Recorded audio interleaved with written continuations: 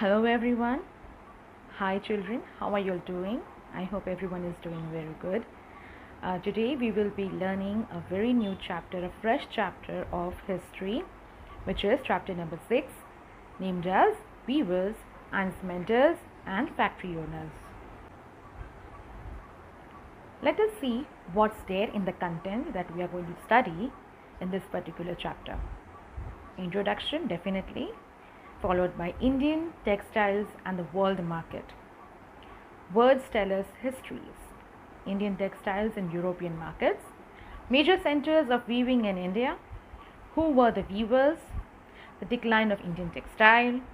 Cotton mills come up.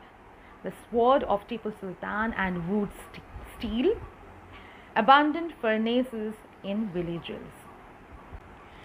In the introductory part, students, we will be learning about stories of crafts and industries of India during the British rule.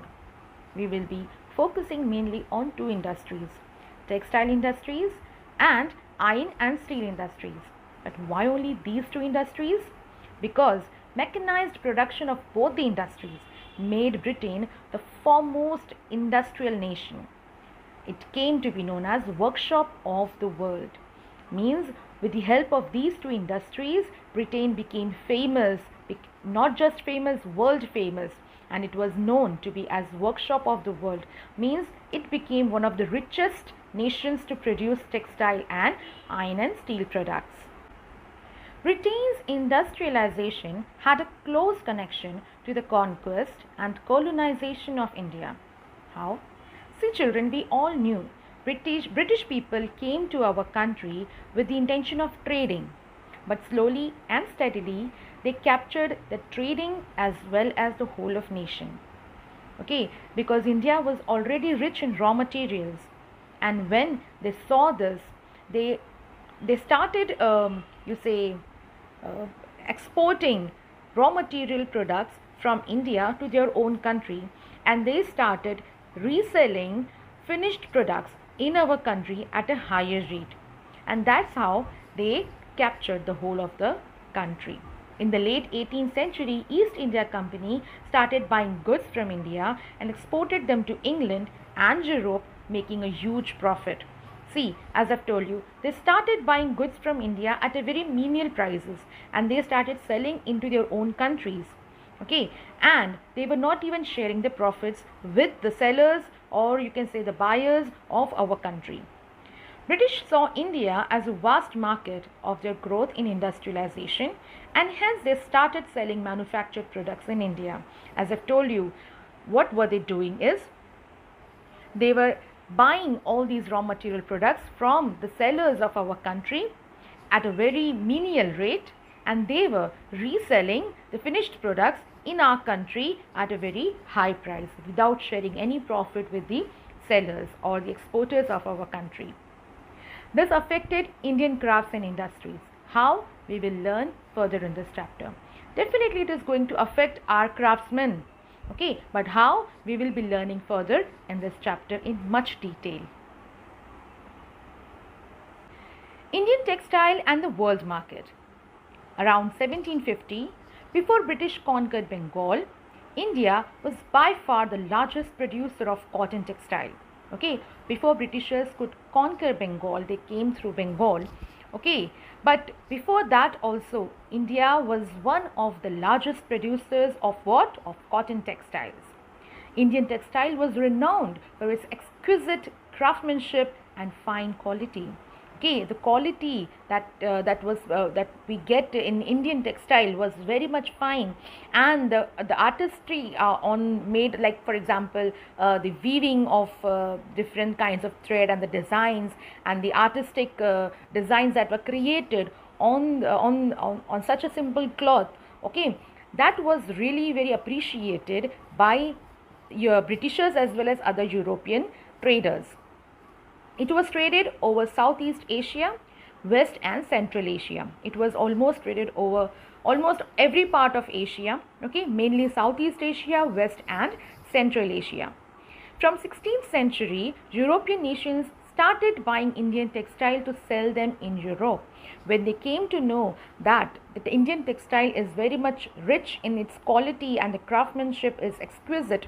Okay, so what did they do? They tried to buy these products to sell in their own nation. Every product sold had a history in itself. We could find them by tracing some words. So every product that we got from our nation, that means I'm talking about textile industry, every textile that we have, okay, every cloth has its history. How? We will study further. Words tell us histories. European traders encountered fine cotton cloth from India carried by Arab merchants in Mosul. So they referred this textile as muslin, a word that acquired white currency.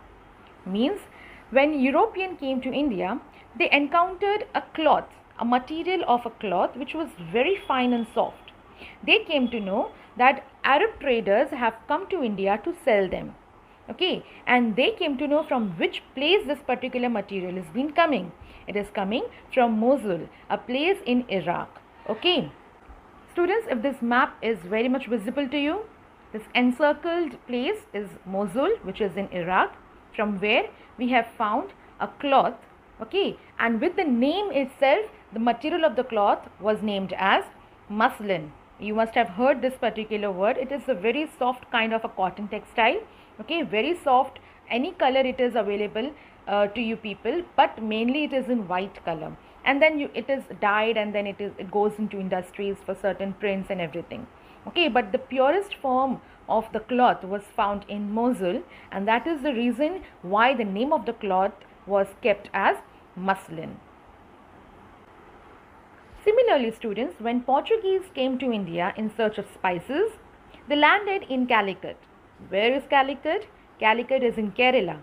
It is at the southwest Indian coastal line, but now it is named as Kozhikode. Cotton textile which they took back to Europe came to be known as calico. So this name calico, the name of the textile, has been kept on the basis of the place. Okay, Calicut, and the cotton that has been encountered is named as calico, derived from the name of the place along with the spices. Hence, this name became a general name for all cotton textile. So this name became a general name for all the cotton textile, named as calico. Okay, when Portuguese came, they came at Calicut. They encountered a different kind of cotton material over here, and they named it as calico. Okay, along with the spices, they also took in their country the cotton material named as calico. This is the map of Kerala. This is the southwest coastal line. Okay, and the one which is there, the place which is there encircled, or I can say squared, okay, is known as Kozhikode, which was named before as Calicut. So over here we have Portuguese have found a different kind of cotton material, cotton textile, which was named as calico, which is based on the name of the place itself. This picture, students, is also there available in your textbook. This picture is actually a page of the record book. Okay, record book of what? Means order book. Okay, definitely if I am a businesswoman, whatever order is coming to me, whatever material I am selling, definitely I am going to record it in a book on a page, so that I have a record of who ordered what and how much material was ordered, also along with the bill. So this is a page. Okay, this was discovered in the year 1730. Okay, and it mentions all the material, cotton material and silk material, which was ordered by European nations to our Indian sellers. This figure is an image of a page of an order book that East India Company had sent to its representatives in Calcutta, today Kolkata, in 1730. The order received that year was 5,89,000 pieces of cloth. Can you imagine? 5,89,000 was the order for that particular year.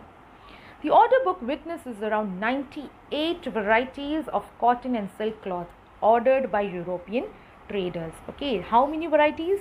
98 varieties of different types of cotton as well as silk available in our country. So you can imagine how rich our country was Okay, in textile goods were commonly referred as piece goods in European market. Okay, piece as in we get it in meters or yards. Okay, yard is basically not equivalent to meters, but it is somewhere equal to meters. A few you say piece of cloth less in it. All right, but it was highly recommended and highly, the publicity of Indian textile was done on a very vast basis. Okay, and almost every European market were flourished with Indian cotton textile and as well as silk textile. Children, these are the three different kinds of varieties that were found in those days. Okay, it may be found even today, but at that time they were pure in its form because it was highly demanded, and they were originally made by hand. Okay, craftsmen of India. The very first variety is chins. Okay, this is the type of a cloth named as chins, kosas or khasa. Okay, and bandana. Okay, you can look at how creatively these clothes have been created. Okay, very nicely and very finely. The designs are very fine and very small, and this was the reason why Indian cotton textile were very much famous all over the world. Children, as I've said, every name of a cotton material or any textile material has a history. Okay, like how the word chins is derived from a Hindi word cheat, meaning a cloth with colorful small flowery designs. Okay, you must have heard, or I don't know whether you know or no, people like your grandparents always say cheat wale kapde. Okay, I've heard a lot from my parents and from my grandparents, and I understand cheat means small designs. Okay, detailed and small designs. So all that cloth which contains a small detailed flowery designs are called as cheat. Okay, cheat wale kapde, but Europeans named it as chins. Such type of cotton textiles were denoted to be very rich in quality and texture, hence it was purchased and used on a heavy demand by rich Europeans, including the Queen. So you can understand how rich the cloth was, that rich people, okay, elite people of Europe used to wear them, okay, including the Queen. She liked Indian cotton textile and hence she used to order it for her own self. Similarly, the bandana is also derived from a Hindi word bandhana, which means tying up. Such a name was given to a small piece of printed cloth used as a scarf or a headscarf or neck. Okay, a small piece of cloth which is used as a scarf or a head on the head or on the neck, and which is designed in a very detailed manner. Okay, that is the reason that particular, because we used to tie it up, that's the reason it was called as bandhana. Okay, which is derived from a bandana, which is derived from a word bandhana. Bandhana means, in Hindi we say bandhana means to tie up. There were other cloths in the order book that were noted by their place of origin, like Kasum Bazar, Patna, Calcutta, Odisha, Charpur, and many more. Okay, a few were mentioned, but there were, as I told you in the page, okay, of the order book, 98 varieties were mentioned. Okay, and how much order they got that year? 5,89,000 order of 89,000 pieces of cloth. Okay, that much the order received by Indian sellers, and you can imagine on the basis of this how rich our country was in textile industry. Okay, the widespread of such names of cloths tell us about how popular Indian textiles had become in different parts of India as well as in different parts of other European nation, not just India. Okay, we Indians, when Europeans entered, we Indians came to know the value of Indian textile, Indian cotton textile, and hence all over the world, every part of India, okay, famous for different types of varieties of cloth was famous. Okay, all the European countries wanted to trade with India. They wanted to buy different products from India, and they wanted to sell it in their own country. Okay, and that's how they earned profit, and slowly and steadily how they try to capture whole of the trade business of our country. We will be studying later. Thank you. I hope you must have understood about this.